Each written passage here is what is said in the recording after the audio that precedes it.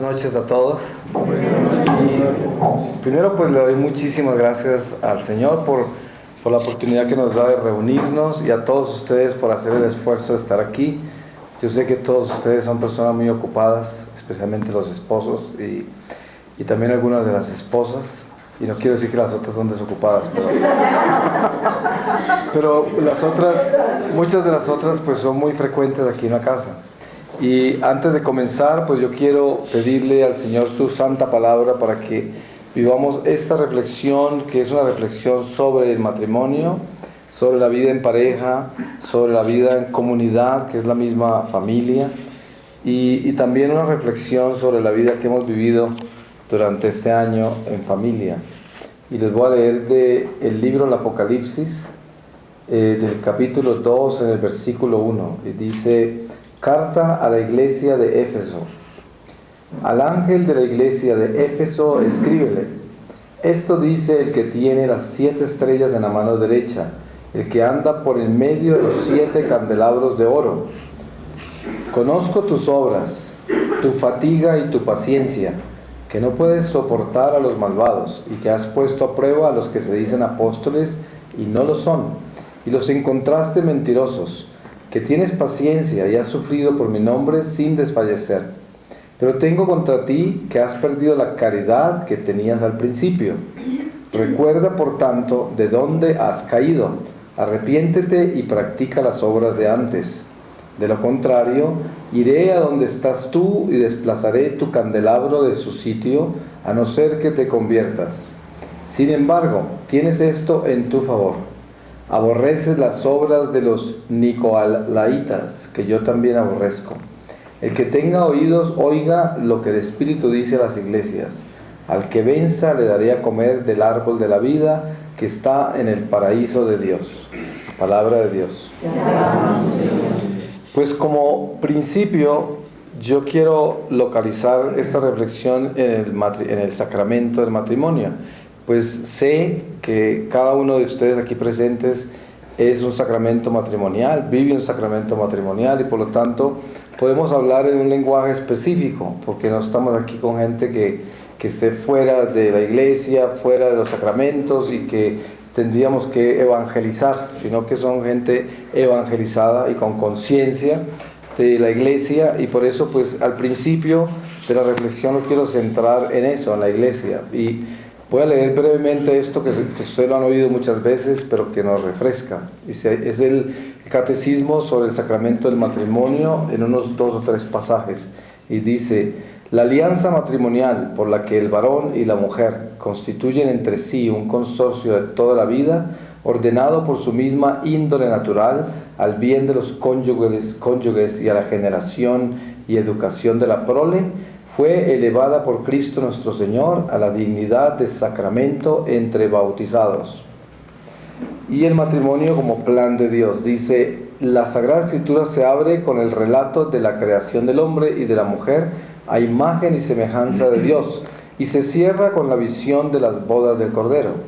De un extremo a otro, la Escritura habla del matrimonio, de su misterio, de su institución y del sentido que Dios le dio, de su origen y de su fin, de sus realizaciones diversas a lo largo de la historia de la salvación, de sus dificultades nacidas del pecado y de su renovación en el Señor. Todo ello en la perspectiva de la nueva alianza de Cristo y de la Iglesia. Ahora, hablamos aquí del matrimonio en el Señor. Dice: la alianza nupcial entre Dios y su pueblo Israel había preparado la nueva y eterna alianza mediante la que el Hijo de Dios, encarnándose y dando su vida, se unió en cierta manera con toda la humanidad salvada por él, preparando así las bodas del Cordero. En el umbral de su vida pública, Jesús realiza su primer signo, a petición de su madre, con ocasión de un banquete de boda. La Iglesia concede una gran importancia a la presencia de Jesús en las bodas de Caná. Ve en ella la confirmación de la bondad del matrimonio y el anuncio de que en adelante el matrimonio será un signo eficaz de la presencia de Cristo. En su predicación Jesús enseñó sin ambigüedad el sentido original de la unión del hombre y la mujer, tal como el Creador la quiso al comienzo. La autorización dada por Moisés de repudiar a la propia mujer era una concesión a la dureza del corazón. La unión matrimonial del hombre y la mujer es indisoluble. Dios mismo la estableció. Lo que Dios unió, que no lo separe el hombre. Y para terminar sobre el catecismo, les leo sobre la gracia del sacramento del matrimonio. Dice, en su modo y estado de vida, los cónyuges cristianos tienen su carisma propio en el pueblo de Dios. Esta gracia propia del sacramento del matrimonio está destinada a perfeccionar el amor de los cónyuges, a fortalecer su unidad indisoluble. Por medio de esta gracia se ayudan mutuamente a santificarse con la vida matrimonial conyugal y en la acogida y educación de los hijos.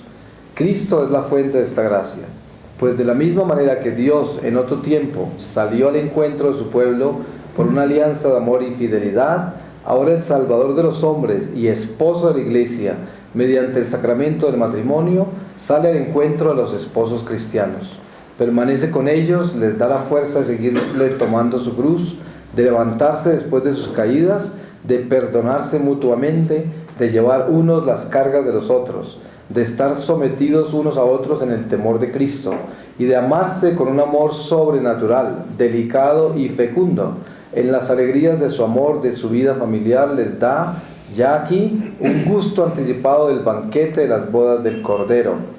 ¿Y de dónde voy a sacar la fuerza para describir de manera satisfactoria la dicha del matrimonio que celebra la Iglesia? De Jesucristo.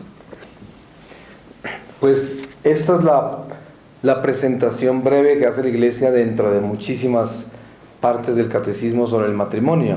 Nosotros hoy vivimos una realidad lamentable, no es la primera vez que la humanidad la vive, porque la humanidad en su historia ha vivido muchísimos ciclos de decadencia y de perdición.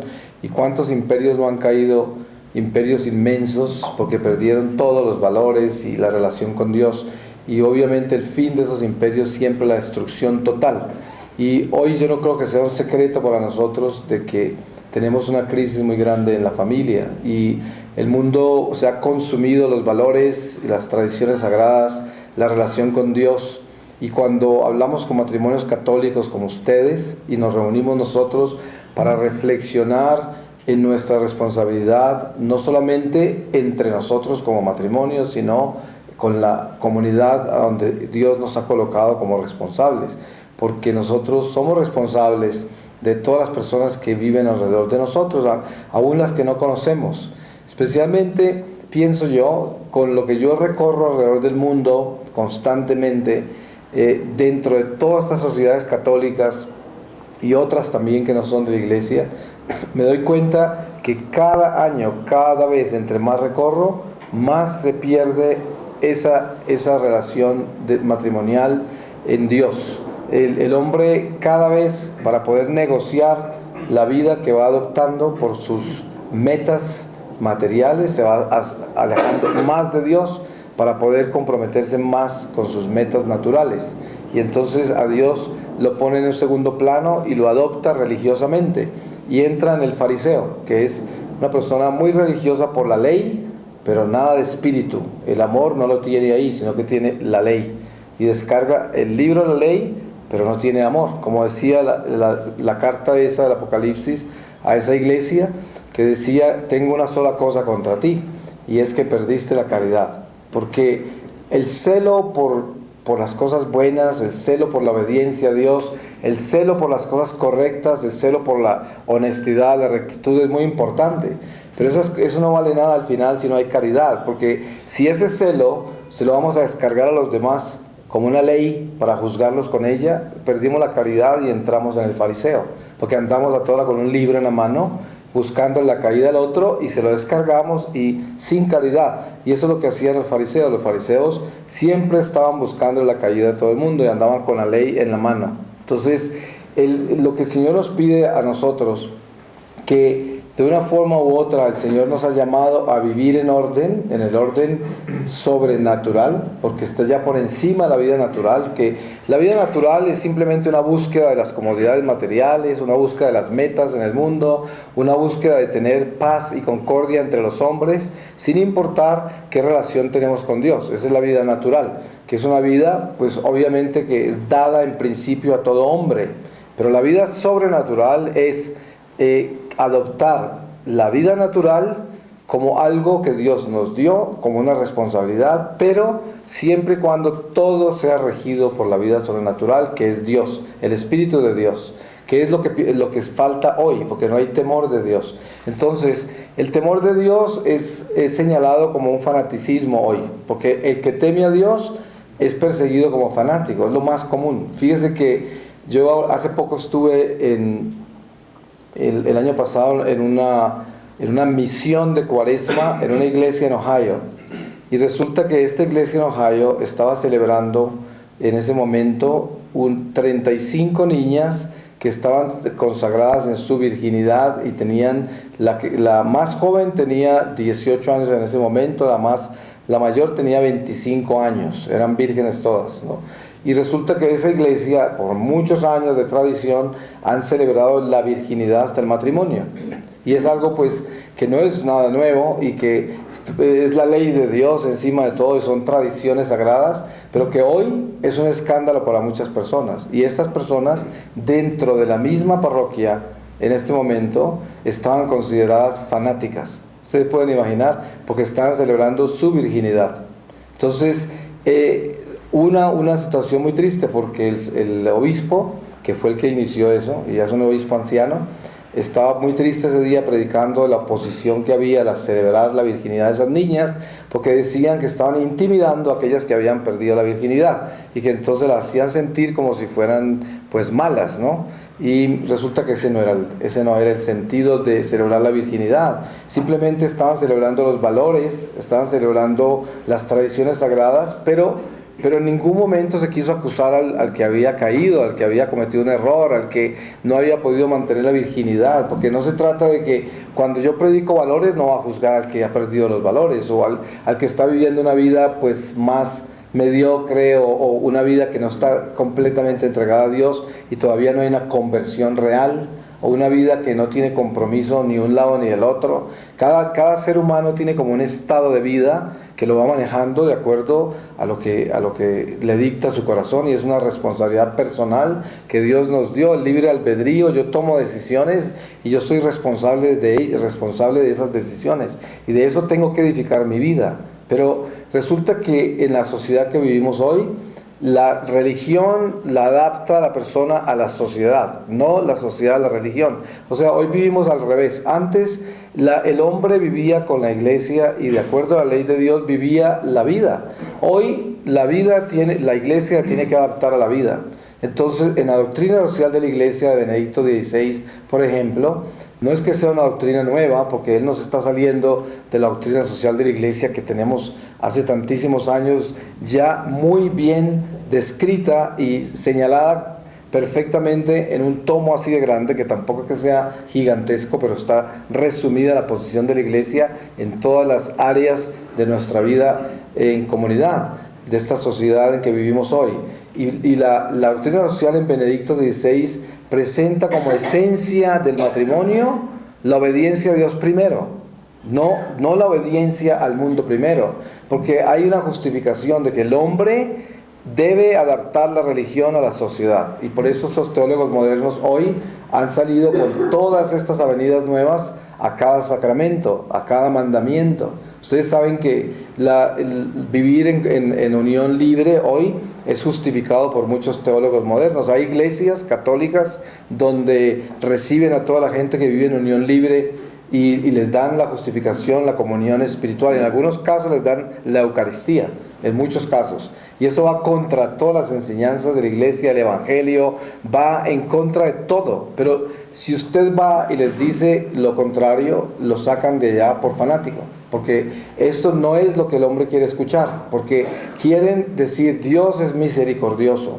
Y Dios nos entiende a todos. Y Dios entiende que yo no puedo casarme por cualquier razón. O porque ambos se habían casado antes. O quién sabe cuántas circunstancias envuelven la relación de unión libre. Son muchísimas. ¿Y quién podría juzgarlos? Nadie los puede juzgar. Y yo diría, ojalá que toda la gente que vive en unión libre y que está bautizada viniera a la iglesia todos los días para ver si de pronto en un momento dado entran en conciencia y cambian su vida. Pues sería eso, porque no se le podría decir a una persona cómo se atreve a venir a misa o a la iglesia si usted vive en unión libre. Si Jesús vino, fue por los enfermos, y uno no puede juzgar a nadie. Pero yo digo, en el caso de todos ustedes como matrimonios que tienen esta responsabilidad tan grande en un mundo que atenta totalmente contra esta institución, que es una institución elevada a lo sobrenatural por Jesucristo, porque en un principio ustedes ven la historia sagrada en la ley con Moisés, que el hombre, por ser tan duro de corazón, le daban permiso para cambiar de mujer cuando se aburrían ellos, y le daban un pasaporte y se separaban. O sea que la mujer era repudiada en cualquier momento. Pero cuando Jesús viene, le da la libertad a la mujer de nuevo que no tenía. Esa esclavitud que se ganó en el pecado original. La mujer fue esclava hasta que Jesús llegó. No tenía ningún derecho. ¿Cómo será que las pocas mujeres que sobresalieron en la Escritura son heroínas de la Biblia? Y son muy pocas las mujeres que sobresalieron por eventos extraordinarios. El resto de las mujeres todas fueron esclavas, no podían hablar, no tenían derecho a nada, los hombres las repudiaban cuando querían, es decir, no tenían absolutamente ninguna autoridad, ningún derecho, nada, hasta que Jesús llegó. Y cuando Jesús llegue, le devuelve a la mujer la voz y sus derechos, y comienza una vida nueva, la vida nueva que Jesús nos dio, porque Él restablece a la mujer en la Virgen María y le da otra vez eso que había perdido en el pecado original. Y miren que la sociedad hoy todavía sigue un curso equivocado con relación a la mujer. La imagen de la mujer está destruida completamente. Es increíble la forma en que han pervertido la imagen de la mujer.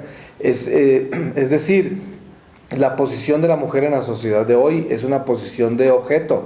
Y eso no lo va a discutir nadie. Obviamente no estoy hablando entre la vida que se vive con los valores y las tradiciones sagradas y la obediencia a Dios como la pueden vivir todos ustedes aquí presentes. Pero esta reflexión es para hacer un recorrido del mundo en que estamos y que estamos enfrentados, y la responsabilidad que tenemos con Él, que no es absolutamente nada nuevo para ustedes, pero se trata de una reflexión, porque es como refrescar el mundo en que vivimos para que lo pongamos en perspectiva y con una mente objetiva podamos llevar al corazón lo que nosotros debemos hacer en nuestra pequeña vida, cada uno de nosotros, porque somos células de un cuerpo inmenso.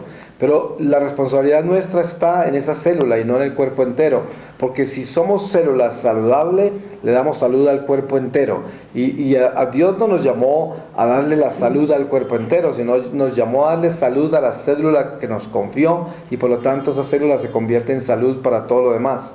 Pero en esta pequeñez de nuestra vida a veces nos perdemos, porque nosotros queremos abarcar mucho y tenemos una visión muy amplia de la vida y perdemos la visión pequeña de la nuestra. Y entonces este sincretismo que hay hoy y esta globalización también afecta al individuo. Nosotros como individuos, como matrimonio, a veces nos globalizamos y tenemos un concepto universal del matrimonio, un concepto universal de las religiones, un concepto universal de Dios, y no lo llevamos directamente a la vida pequeña nuestra. Porque la vida pequeña nuestra, ¿cuál es? Es el comportamiento que tenemos nosotros en el hogar, con los hijos, entre esposo y esposa, y en la comunidad en la cual nos desenvolvemos. Y todo ese comportamiento descansa únicamente en la caridad. Porque cuando se pierde la caridad, se perdió todo, y la función matrimonial, el don sobrenatural que Dios le ha dado al matrimonio por el bautismo y ese sacramento del matrimonio, está edificado únicamente en el amor de Dios, nada más. Y el amor de Dios no son condiciones humanas. El amor de Dios es condición divina para que la humanidad nuestra encuentre el Espíritu de Dios y la eternidad, o sea, la salvación eterna. O sea que vamos a divinizar nuestra humanidad, que eso es Cristo hombre, Dios, el Dios hombre, el Dios humanado, que es lo que sacamos del pesebre. El Dios humanado que viene a mostrarnos cómo se hace hombre perfecto, cómo se es hombre perfecto. Y hoy las amenazas que tenemos son estas. ¿Cuántas veces no encontramos un hogar donde un hijo decidió tomar este tipo de vida? Una hija decidió tomar este tipo de vida. Y el otro por este lado. Y el matrimonio católico unido en la iglesia y con Dios está en el centro de todo este drama, sin saber qué hacer con cada hijo que se fue de Dios, salió del lado de Dios y tomó una decisión totalmente diferente, porque está adoptando la cultura que vivimos hoy, que es una cultura, como la llamaba Juan Pablo II, la cultura de la muerte, una cultura que está amparada únicamente en filosofías e ideologías humanas, donde no hay una sola gota de Dios para tomar ninguna decisión.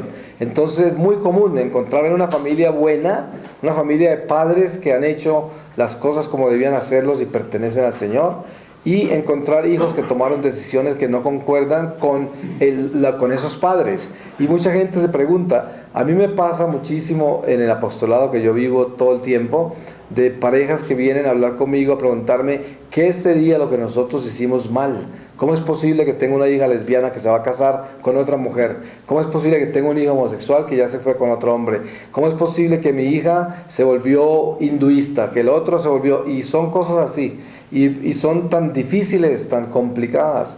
Sí, no necesariamente es el caso de alguno de ustedes acá, no importa si fuera o no, pero el caso es que nosotros tenemos una responsabilidad muy grande como matrimonios, y es la responsabilidad de ser una institución que brille en esta sociedad. Porque miren ustedes algo increíble, usted va a una parroquia, a una misa de domingo, y encuentra muchas familias ahí y muchos niños. Vivimos en un país católico y aquí es una gracia muy grande encontrar las iglesias llenas los domingos y de muchas misas durante el día, y prácticamente todas las misas están llenas. Eso es una bendición inmensa. Al mismo tiempo, si nosotros nos adentramos un poco en esa cultura religiosa de los domingos, nos damos cuenta que sí, hay mucha gente en la iglesia, y qué bueno que estén ahí, porque sería una tragedia que no estuvieran. Pero al mismo tiempo, ¿qué necesidad tan grande hay en la iglesia de asegurarnos de que esa gente realmente entre a la iglesia, al corazón de la iglesia, que entren en los sacramentos, que entren en los mandamientos? Porque hay muchísima gente en la iglesia en los domingos, y ustedes se sorprenderían de las estadísticas que hay. Hay muchísima gente en la iglesia los domingos que están en unión libre, que están viviendo unas vidas decadentes de promiscuidad, que viven en la magia, que están metidos en negocios muy, muy difíciles, deshonestos, en muchas cosas así, y van sin faltar nunca a misa todos los domingos.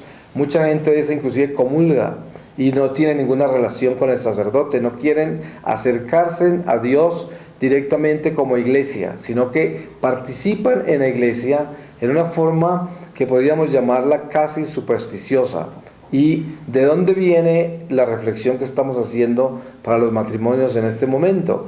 De la necesidad tan grande que hay de hablar cuanta oportunidad tengamos nosotros. Porque miren que en la iglesia nosotros tenemos mucha gente alrededor. A veces en una conversación de 10 minutos en la salida de una misa de domingo con una pareja que ni siquiera conocen, pueden salir cosas gigantescas. Hay testimonios inmensos de personas que en el parqueadero de la iglesia encontraron un cambio en sus vidas, porque mucha gente, el sacerdote solo no puede.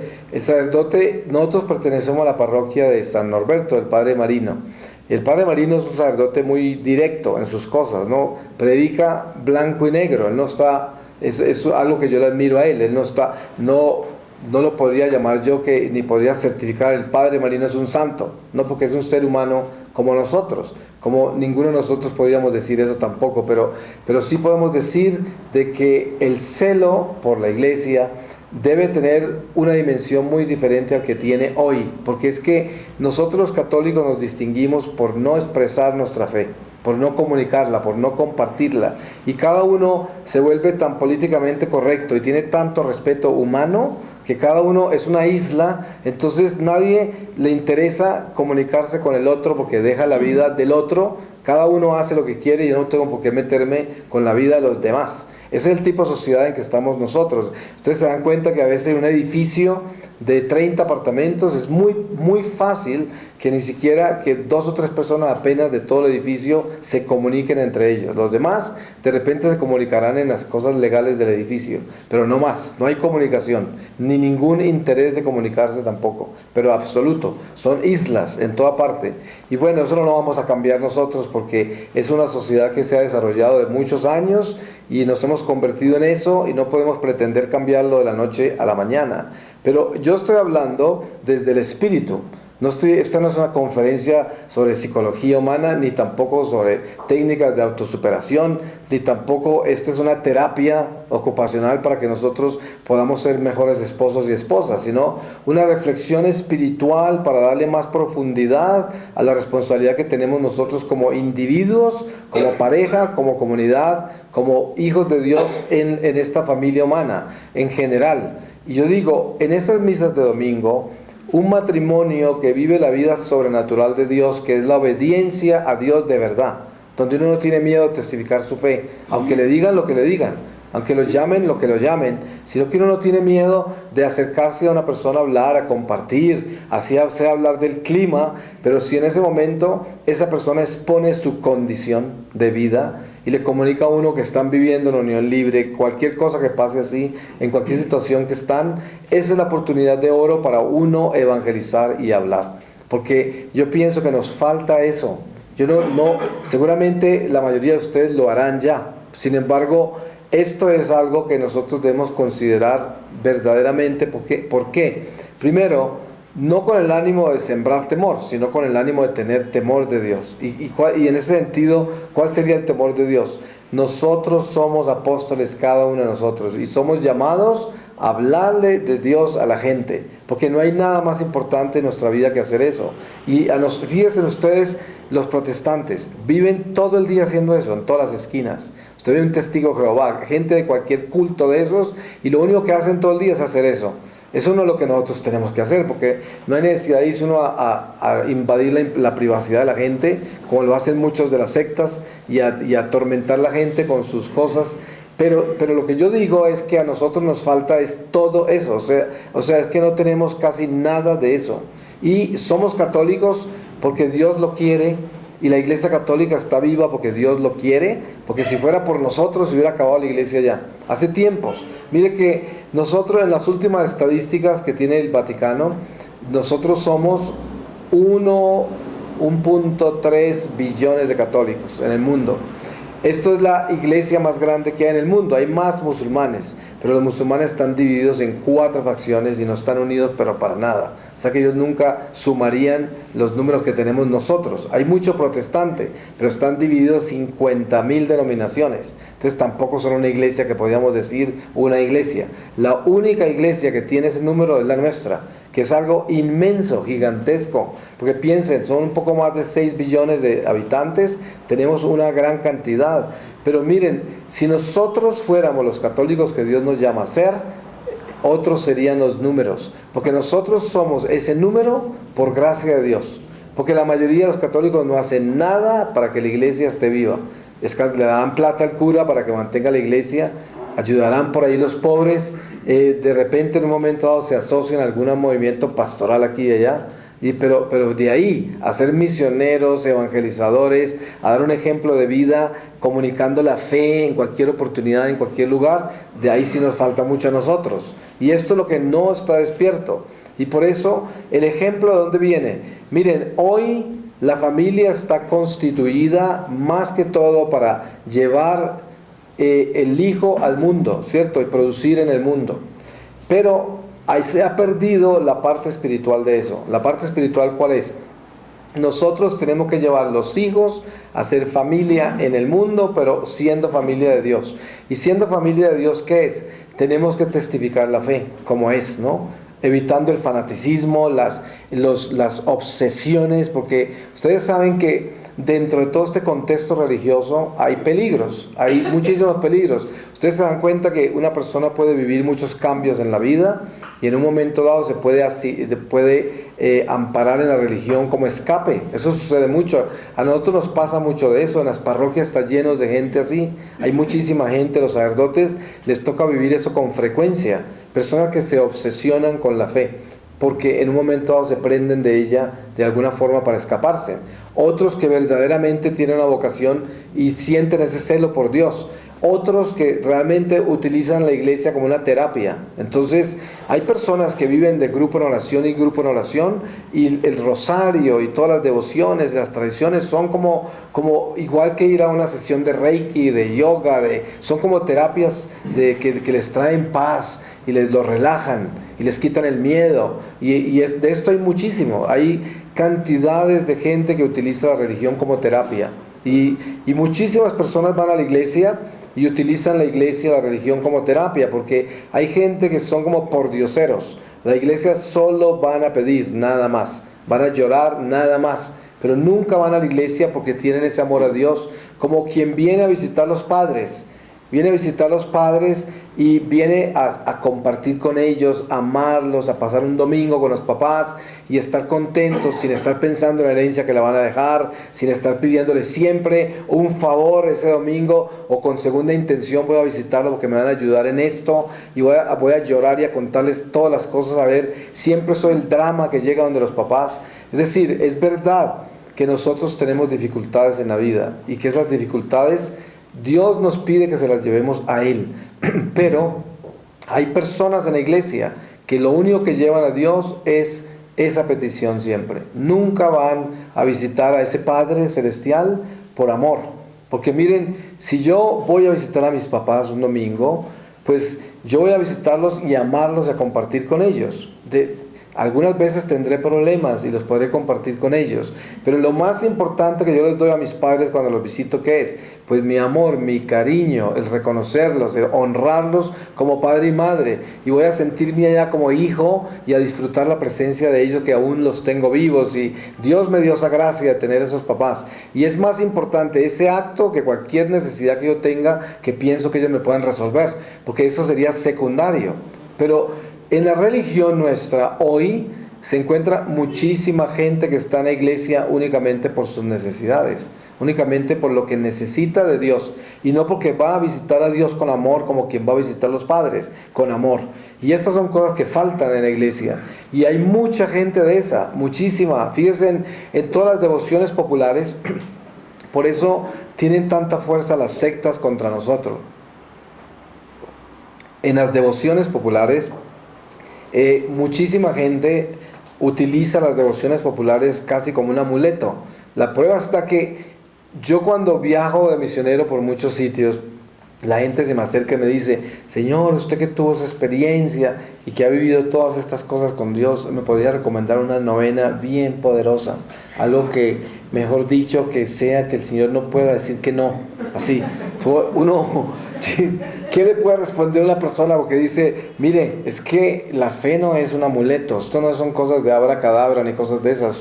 La relación que nosotros tenemos con Dios es algo muy diferente. Dice, para uno poder llegar al Señor, a pedirle cosas y a tratar de solucionar su vida, primero tiene que uno asegurarse de que tiene que hacer un negocio con Él muy claro, y es el cambio de vida. Es como el hijo pródigo, viene, pide perdón, se equivocó, todo esto está mal, no tiene recursos, pero ¿qué vino a entregar? Vino a entregar su arrepentimiento. Se arrepintió, reconoció lo que hizo, todo, y se agacha, y el papá lo reconoce mismo, porque un padre bueno, ¿cuándo va a devolver un hijo? Por malo que sea, jamás. Pero ese sentido religioso, la religiosidad popular que no tiene espiritualidad, esa sí es una religión de culto, de superstición. Yo me he dado cuenta en iglesias donde hay misiones, a veces hay 4 sacerdotes orando por las personas que vinieron de visita, y hay una masa de gente en las filas esperando que el Padre los bendiga, que los padres. Y yo he visto personas que cambian de fila en fila para recibir una bendición de cada sacerdote.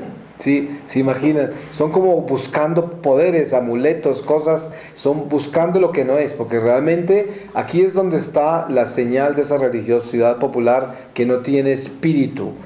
Viene un exorcista a la ciudad un exorcista a la ciudad y va a hacer una misa de exorcismo, usted no se imagina la cantidad de gente que va.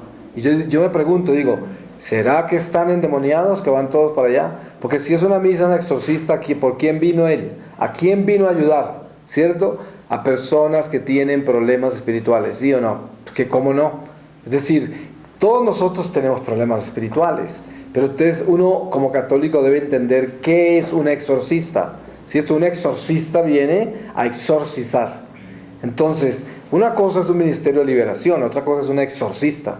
Sí, porque el exorcista pasa mucho más allá de la liberación. Estamos hablando de casos severos. Cuando usted va a una misa con un exorcista, en ese momento salen toda clase de bichos de toda parte de la gente que está ahí.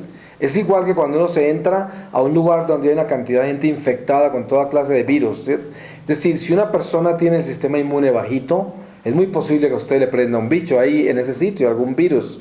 Lo mismo pasa espiritualmente. Nosotros muchas veces estamos en un estado espiritual muy delicado, muy débil, y meternos en esas actividades es muy delicado. Fíjese ¿y qué pasa? ¿Y por qué hacemos eso? Por la curiosidad. ¿Sí o no? Porque vamos detrás de algo, como detrás de que de pronto nos sacan el diablo, que es el que nos quita el dinero, las oportunidades de la vida, o quién sabe qué, porque a veces cuando nos va mal en la vida, o hay cosas que no funcionan, o no nos entendemos bien entre esposo y esposo, o con los hijos o algo, uno piensa que es que tiene un diablo en la casa. Entonces de pronto ese exorcista nos va a liberar. Pero hay cosas así parecidas de ese tipo de supersticiones religiosas, y en la iglesia hay mucha gente así. Y le aseguro que esta gente, entre más la mira usted, más confundida está. Porque cuando andan en esas romerías, de ahí nunca sacan nada bueno. Porque cada día hay más confusión. Miren que cuando hay un anuncio en una iglesia de que viene algún sacerdote o algún predicador a sanar la gente, se llenan estadios enteros. Pueden llenar un estadio y cobrar lo que sea. Si llega una persona y les dice que les va a enseñar cómo ser santos, no viene ni la abuela. Nadie llega. No aparece nadie. Nadie quiere oír de eso. Como enseñarle a ser santo, a cambiar su vida, a reconciliarse con Dios, a edificarse en la fe, a reconocer la iglesia como tal, a poder cambiar y y convertirse en una mejor persona, a descubrir dónde es que estoy fallando y cuáles son las cosas que tengo que cambiar. Eso no es popular. La gente no quiere saber de eso. Pero si le prometen curarle el hígado, arreglarle sacarle el diablo, todos llegan. Pero le aseguro, hay miles de actividades así en la iglesia con estadios.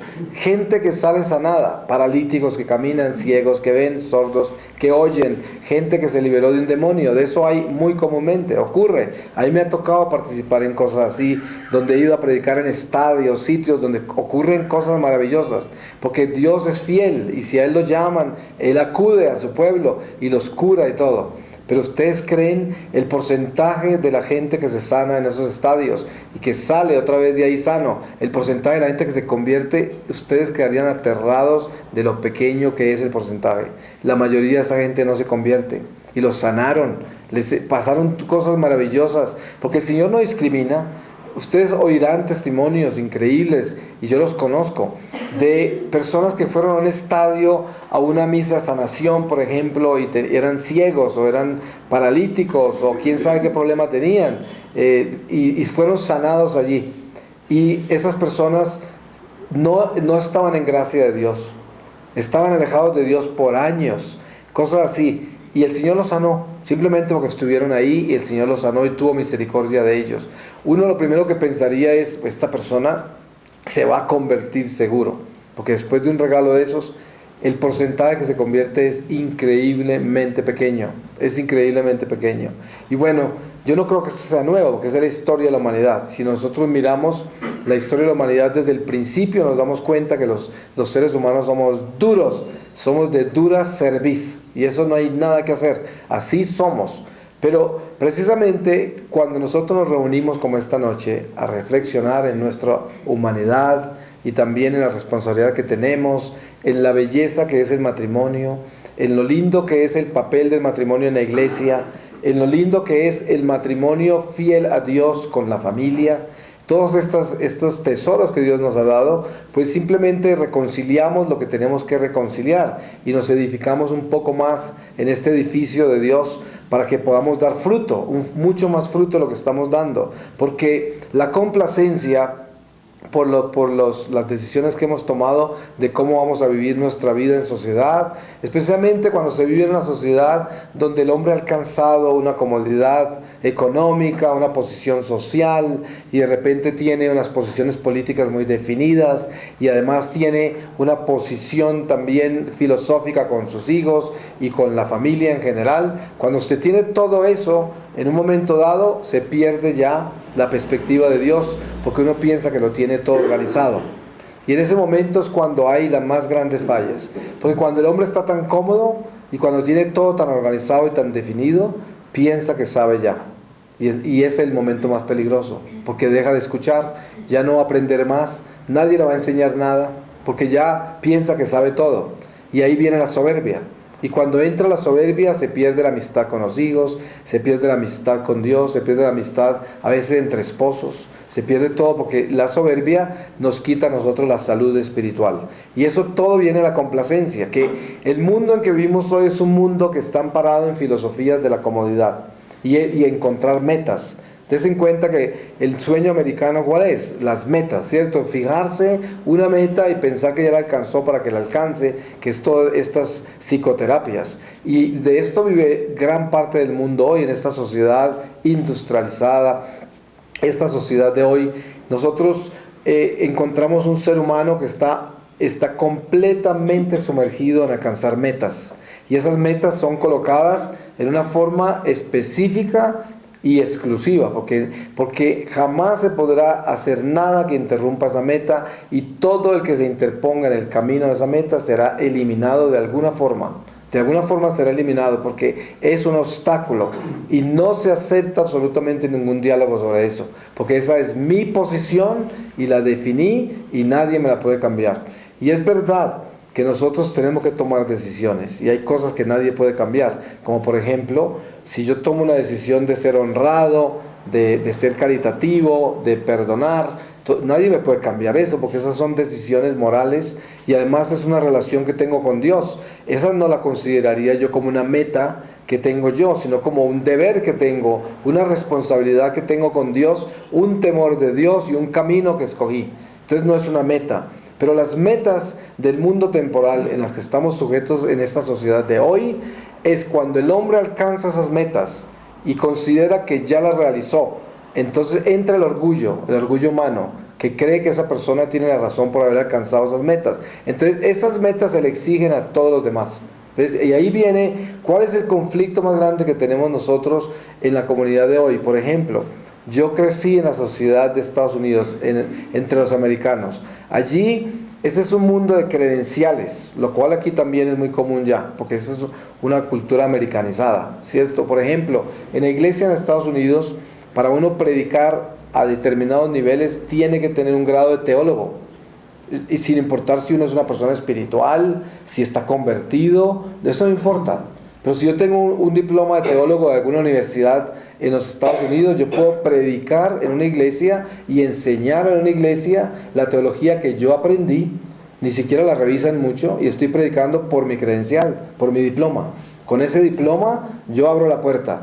Pero la puerta no me la abre mi espiritualidad, ni mi conversión, ni mi posición con relación a la teología que me está presentando la iglesia, y las opciones que yo presente no tienen ningún valor si no tengo el diploma, ¿sí?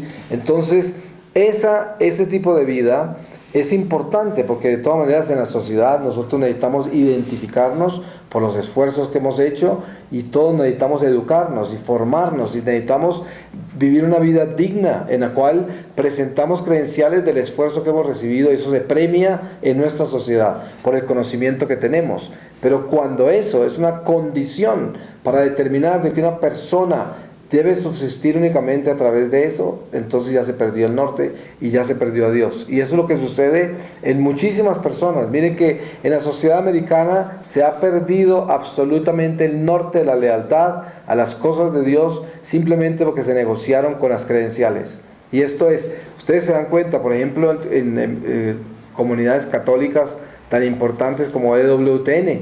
Hay círculos allí para filtrar la gente que entra allá, que ustedes quedarían aterrados de las cosas que hacen. Y todo basado en esto, en puras credenciales. Y de repente, en un momento dado, tiene más poder un protestante que se acaba de convertir que un católico que regresó a la iglesia. No tiene valor un católico que regresó a la iglesia, pero si un protestante convirtió, ese sí tiene valor. Y mucho más si tenía una posición importante en la iglesia protestante. Son cosas absurdas, ¿no? Como una cultura que tiene culto a la gente en la forma equivocada. Y estamos hablando de organizaciones muy poderosas, porque yo personalmente respeto mucho esa cadena y a la Madre Angélica y todos, los admiro mucho y he participado en muchos programas con ellos, pero me refiero que dentro de esa cultura americana existen cosas viciosas que tienen que ver con esto que yo digo, que es una posición superficial de la vida, donde se pierde verdaderamente el apostolado, la misión nuestra, que es la caridad, que es el amor de Dios, donde tenemos que superar el estado en que nos encontramos personal por las metas que hemos alcanzado.